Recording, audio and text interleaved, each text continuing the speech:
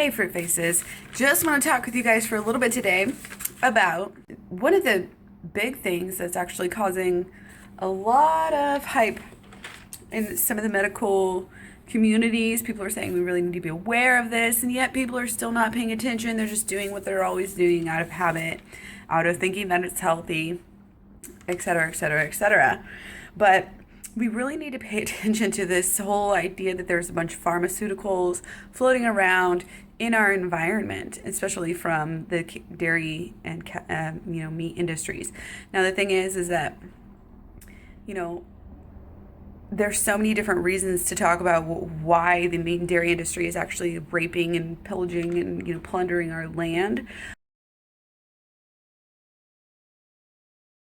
But this is a big one that we need to pay attention to. I mean, we know they're actually hurting the air. We know they're hurting the water. We know they're like basically the worst thing for the air quality now, worst thing for global warming. Animal agriculture, factory farming is the worst thing for cutting down rainforest, pollution, with the excrement for the air and the land and the water again. I mean, it's just no good. We need to stop this for, if you're not going vegan for your health and you're not going vegan for the animals, then you definitely need to go vegan for the environment because there's so many different reasons. But like I said, this video is just going to be about the pharmaceutical kind of side of that. And there's a lot of different aspects even within the pharmaceuticals whole idea that you need to worry about. I mean, it's like steroids that are coming through, all the growth hormones that they're pumping through there, even the natural hormones, because they're raping these cows to get to such a level where it's just unnatural. I mean, people say, oh, it's natural to eat meat. It's not natural to rape a cow and make them, be pregnant that many times and to make them produce that much milk.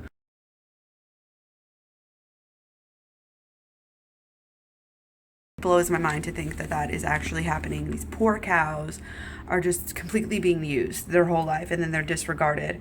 And, that again is a whole nother issue, but we all, everybody, even the vegans, we need to be talking to people about this because this is not okay for, and they're doing studies. It's weird because they're studying the xenoestrogens in the environment, but they're not actually studying the actual estrogens, which Dr. Greger says they're actually thousands of times, up to 10,000 more times, more estrogenic and more potent than xenoestrogens.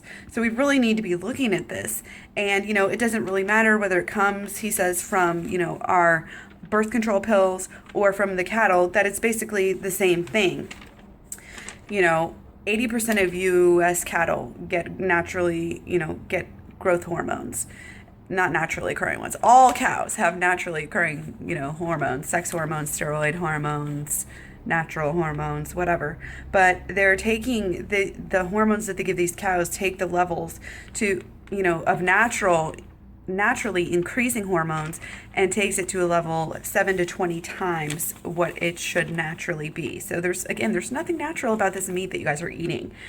The European Union had this scientific committee on veterinary measures relating to public health, and they concluded that there was no acceptable daily intake that could be established. There was no acceptable levels that were safe to take. And that is why the European Union actually banned growth hormones altogether. They do not allow that, and they do not accept beef from us still for this reason. Could be from mad cow as well, because we don't test for that hardly at all, but this is another reason. And, this stuff has been studied. It's not like, oh, we have no idea what it does to us. It definitely affects children, pregnant women, and their babies. It lowers the sperm count in little boys. It can make people have more twins and more triplets and things like that. And not only that, but it's just they're excreting it out, and the waste is not just waste anymore. It's not just, oh, we have this huge pool of shit. What are we going to do with it? We have this huge pool of shit that has so much concentration of these steroids and these antibiotics.